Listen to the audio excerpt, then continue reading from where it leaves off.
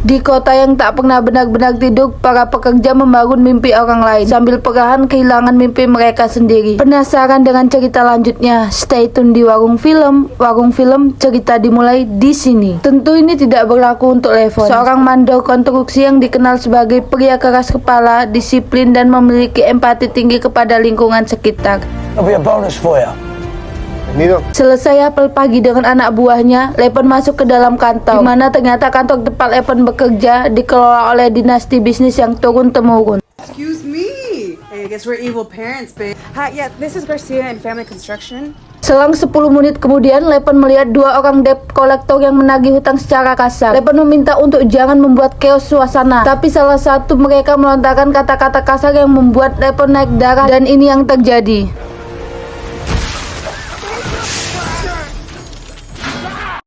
Don't come back. Setelah berhasil melumpuhkan para debt collector itu, Levon menyuruh mereka pergi dan jangan kembali lagi, atau mereka hanya tinggal nama saja. Jenny melihat semua kejadian itu dan langsung menghampiri Levon. Ternyata Levon mantan pasukan militer Inggris. Break fingers?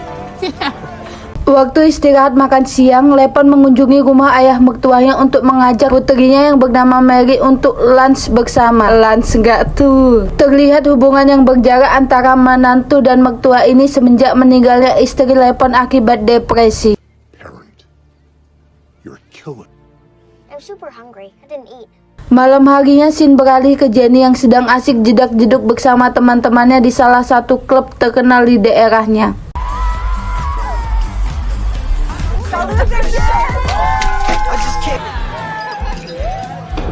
Tanpa mereka sadari, ada yang memata-matai mereka. Ketika Jenny mengantarkan sahabatnya ke toilet karena mual, terlihat bartender mengirimkan pesan ke pasangan sejoli yang siap menculik Jenny. Hi, Johnny. Dengan sigap, waktu Jenny berjalan keluar menuju klub, pasangan sejoli itu melancarkan aksinya, dan inilah yang terjadi.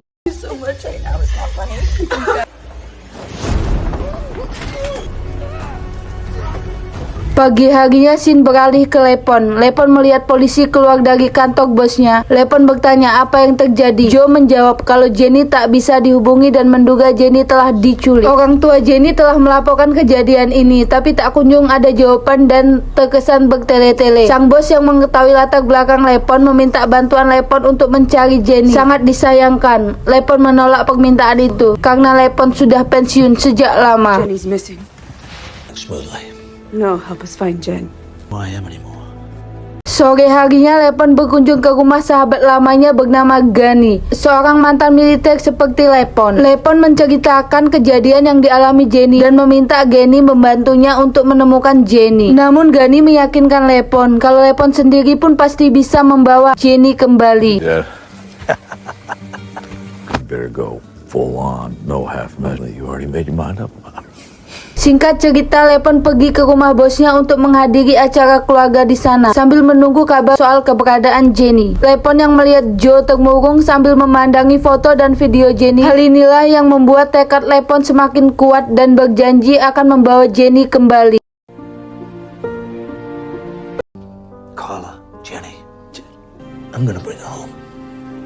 Setelah mengetahui tempat terakhir Jenny terlihat, Levon langsung tancap gas menuju lokasi. Sesampainya di klub, insting Levon langsung tertuju ke bartender yang mencurigakan.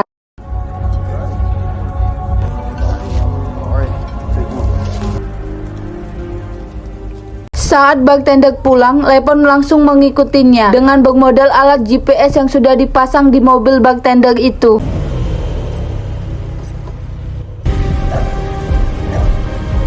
Tanpa basa-basi, Levon masuk rumah bartender itu sambil menodongkan senapan dan bertanya, "Di mana Jenny?" Bukannya menjawab pertanyaan Levon, bartender itu malah mengejek Levon. Dan inilah yang terjadi.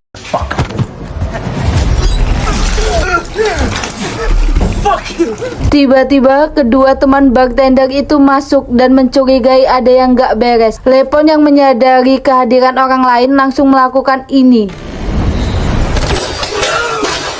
Dan tewaslah mereka semua. Mengecek tato yang ada di tubuh mereka, Lepon menjadi tahu kalau mereka semua adalah mafia Rusia. Lalu Lepon mengambil HP dan uang bartender buat jaga-jaga, siapa tahu akan dibutuhkan dalam pencarian Jenny.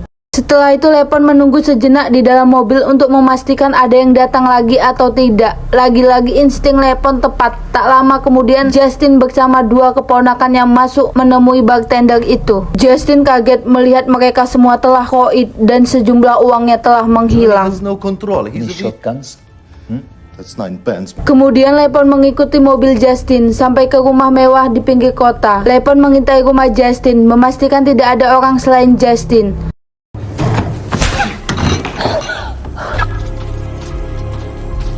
Lalu Lepon masuk rumah Justin dan mengikat Justin di kursi pinggir kolam renang. Sebagai bentuk ancaman jika Justin gak mau memberi informasi langsung, akan diceburkan Justin ke kolam itu. Awalnya Justin salah kaprah dan mengira Lepon itu perampok. Tak terima dituduh perampok, Lepon menghamburkan uang itu di muka Justin. Here's your money. Not a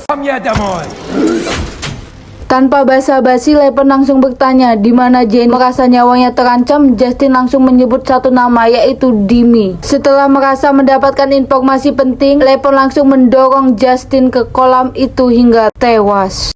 No one. Fuck you.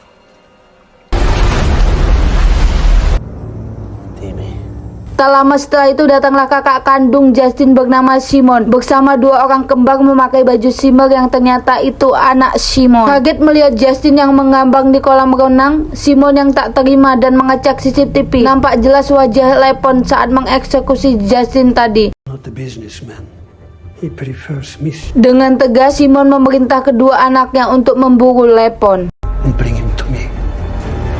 Kemudian scene beralih lagi ke Lepon yang sedang menelpon temannya yang bekerja sebagai polisi. Lepon menanyakan di mana ia dapat menemui mafia Rusia yang bernama Dimi. Tapi temannya segera memberi warning kalau Dimi merupakan petinggi dalam bisnis jual beli garam Cina dan otak dalam penculikan gadis-gadis di kota tersebut. Dan kepolisian di sana tak berani terlibat karena mereka semua sudah disuap oleh Dimi. Mendengar itu Lepon tak takut dan tak gentar sedikit pun. Dan dari itulah temannya bilang Lepon bisa menemui di klub Bose di mana tempat para mafia itu berkumpul. Malam harinya Lepon meluncur ke klub Bose. Ia berpura-pura untuk mengajak berbisnis garam Cina itu. Just have it here.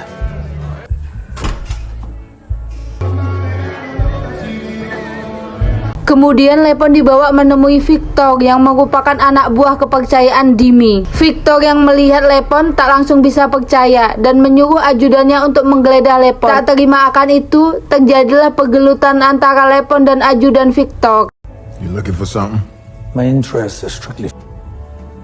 He's a cop.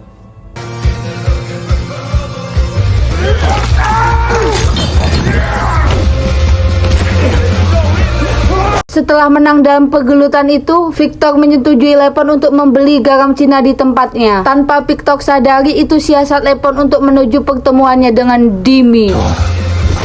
Enough! Look at those bricks. You ain't a cop.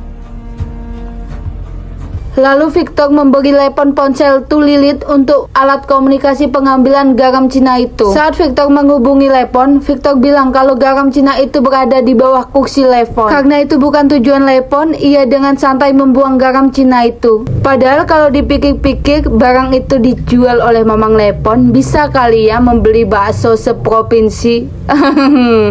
Setiba di kosannya, Lepon membuka ponsel bartender itu untuk melihat isi galerinya dan terlihat seseorang yang mencurigakan yang bernama Timka. Ternyata Timka dan Anya merupakan kaki tangan Dimi dalam bisnis prostitusi itu.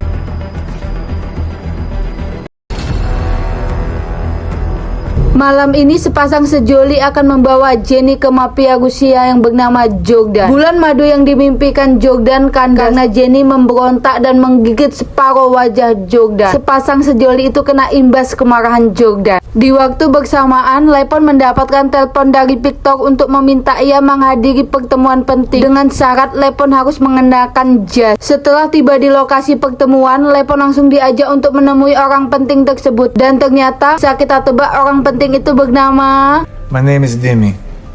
Lega mendengar nama itu karena sedikit lagi Lepon merasa akan berhasil menemukan Jenny. Kemudian Dimi meminta identitas Lepon dan ternyata Lepon sudah menyiapkan identitas palsunya.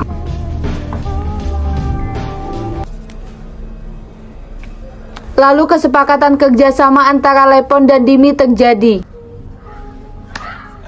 Setelah mendapatkan garam Cina itu, lagi-lagi Lepon membuangnya seperti tisu yang disiram ke dalam toilet. Padahal kalau Mamang Lepon ngasih ke aku nggak nolak sih. Bercanda, uhui. Kemudian scene beralih saat Lepon yang sedang berada di depan klub Bose untuk mengintai keberadaan tim K. Tapi Anya sudah terlebih dahulu mengantongi identitas Lepon yang didapat dari si kembar Simmer itu. Melihat keberadaan Lepon di depan klub Bose, Anya langsung menelpon si kembar Simmer itu dan inilah yang terjadi.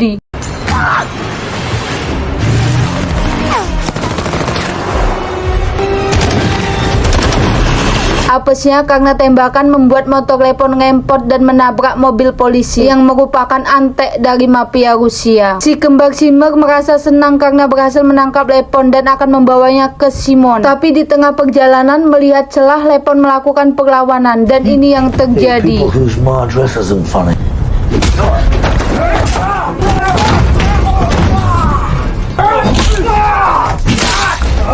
Pergelutan terus terjadi, tapi dengan mudahnya Lepon menewaskan mereka dan mendorong mobil itu ke sungai. Keesokan paginya Simon yang melihat si kembar Simmer kesayangannya telah kaku, merasa murka ke Lepon dan langsung meminta bantuan ke organisasi besar mafia Rusia. Organisasi besar mafia Rusia yang mengetahui bahwa penyebab kekacauan ini yaitu Dimi, lalu mengutus 2 pembunuh bayaran untuk menemani Simon mencari keberadaan Dimi. Sedangkan di tempat persembunyiannya terlihat Dimi yang sedang memarahi tim K dan Anya atas kejadian insiden yang menimpa Jordan, membuat Dimi rugi banyak karena harus menanggung pengobatan Jordan. Dan di malam itu juga Dimi menyuruh Anya dan tim K untuk menghabisi Jenny. Setelah 2 sejoli itu pergi, Simon dan 2 pembunuh bayaran itu tiba-tiba datang dan ini yang terjadi.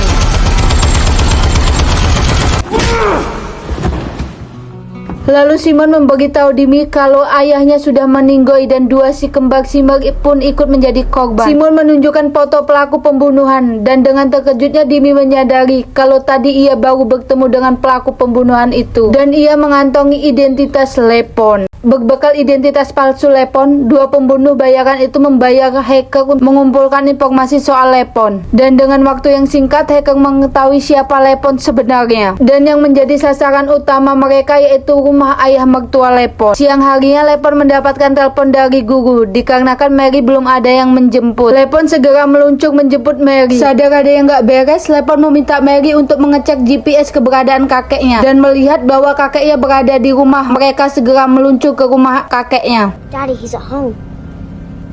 Kaget melihat rumah mertuanya yang sudah dilap si jago merah, Lepon dengan segera mencari dan masih sempat menyelamatkan ayah mertuanya.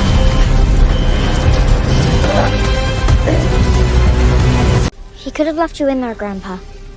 He saved you. Sadar identitasnya diketahui, Lepon langsung membawa Mary ke rumah Gani untuk dititipkan selama misi penyelamatan Jenny. Kemudian Gani membawa Lepon ke ruangan senjata yang masih ia miliki untuk bekal Lepon. Dengan senang hati Lepon memilih beberapa sarapan yang ia butuhkan.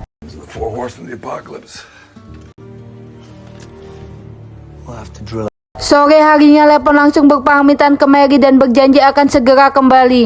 That's you. Half and half. Connie, take good care of her. Yeah, cool. Scene beralih ke Jenny yang saat ini berada di dalam mobil dengan tangan terikat yang akan dibawa oleh 2 sejoli itu untuk dibunuh. Di pertengahan jalan, Jenny memberontak dan berhasil kabur. Tapi apesnya Jenny bertemu dengan aparat kepolisian. Jenny mengira kalau polisi akan mengantarkan ia pulang. Tapi polisi membawa Jenny bertemu 2 sejoli itu lagi.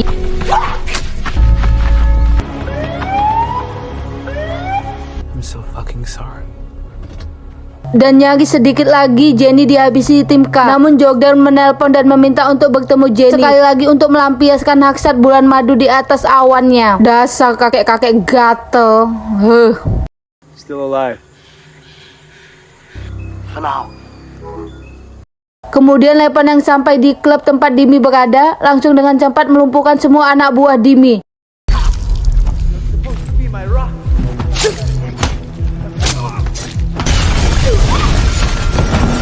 Merasa nyawanya terancam, Dimi langsung mengantarkan Lepon untuk bertemu Jenny yang saat ini sedang bersama Jordan. Setelah tiba di lokasi tempat Jenny berada, Lepon langsung menghabisi Dimi. Lalu setelah itu Lepon satu persatu menghabisi anak buah Dimi yang sedang berjaga di situ. Dan ini yang terjadi.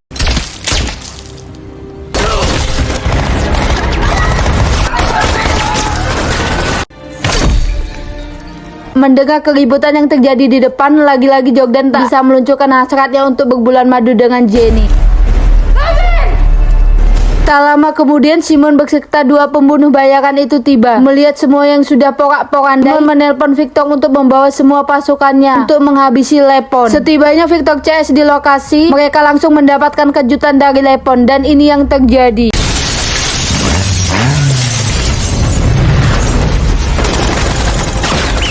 Dengan enteng, Lepon berhasil membantai semua pasukan Victor CS, termasuk Victor itu sendiri. Nice to meet you, Levin.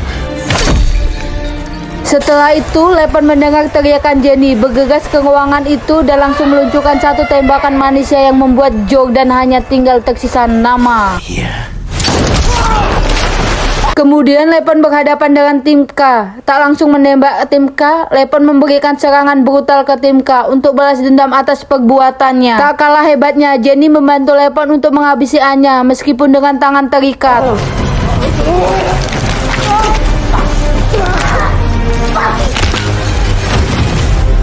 Dirasa semua selesai, Lepon membawa Jenny keluar dan ternyata di lantai bawah sudah ada dua pembunuh bayaran. Dengan santai Lepon memenangkan pergelutan itu.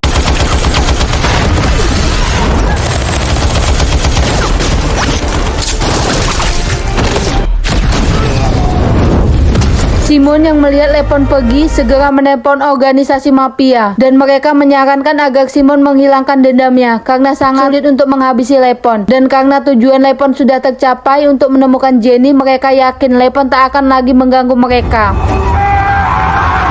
Di akhir film kita diperlihatkan dengan Lepon yang mengantarkan Jenny pulang. Tangis haru menjamut mereka semua. Lalu Lepon menemui putrinya untuk menepati janji kalau ia akan kembali. Pesan yang didapat dari film ini, jangan main-main dengan kuli karena kuli bukan manusia biasa. Hahaha. Oke sobat warung film, sampai bertemu di video-video aku selanjutnya. Jangan lupa like, comment, and subscribe. Bye bye. Dah.